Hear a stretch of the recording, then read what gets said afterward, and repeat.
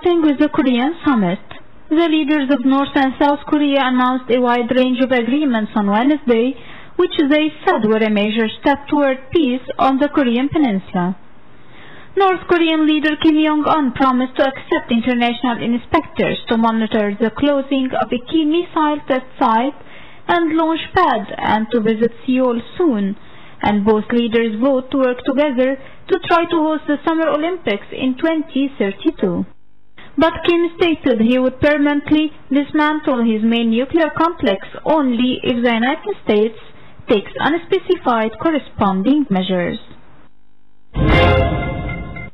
In relation to the same context, China has welcomed the outcome of the Inter-Korean summit and will continue supporting both sides in further talks on reducing tensions.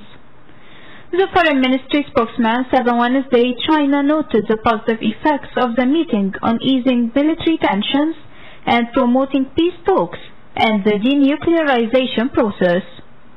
It's worth mentioning that China has strongly objected to South Korea's deployment of an advanced U.S. missile defense system that bolsters Washington's military presence in Northeast Asia, saying it threatens China's security. Moving on to Malaysia, former Prime Minister Najib Razak was arrested on Wednesday and will face further charges of abuse of power over the multi-million-dollar looting of a state investment fund, according to what an anti-graft agency said. The agency also said Najib was detained at its office over the transfer of 2.6 billion ringgit, $627.8 million, into his bank account. It added that Najib will be taken to court on Thursday to face several charges under Section 23 of the Malaysian Anti-Corruption Commission Act.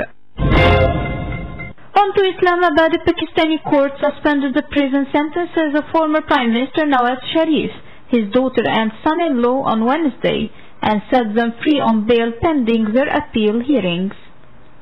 The Islamabad High Court made the decision after the Sharifs petitioned to appeal their sentences handed down by an anti-graft tribunal earlier this year in a corruption case against them. Meanwhile, the prosecutors in the case, the National Accountability Bureau, said they would appeal on Wednesday's ruling and take their case against Sharif to the country's Supreme Court.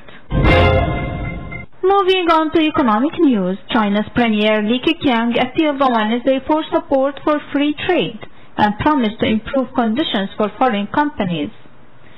Speaking at a business conference, Li made no direct mention of the tariff fight with the U.S., but called for disputes to be resolved through negotiation.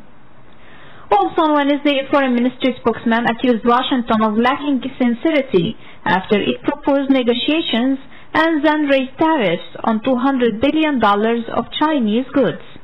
Meanwhile, China responded to President Donald Trump's tariff hike by imposing its own penalties on Tuesday on $60 billion of American imports. And finally, global shares were mostly higher on Wednesday despite jitters over the escalating trade dispute between the U.S. and China. France CAC 40 edged up 0.3% to 5,380.16, while Germany's DAX gained 0.2% to 12,185.36. Britain's FTSE 100 was flat at 7,301.46.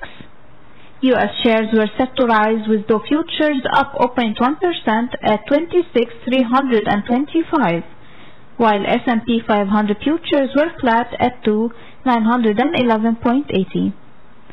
In Asia, Japan's benchmark Nikkei 225 added 1.1% to finish at 23,672.52, while the Shanghai Composite gained 1.1% to 2,730.85, up 1.1%.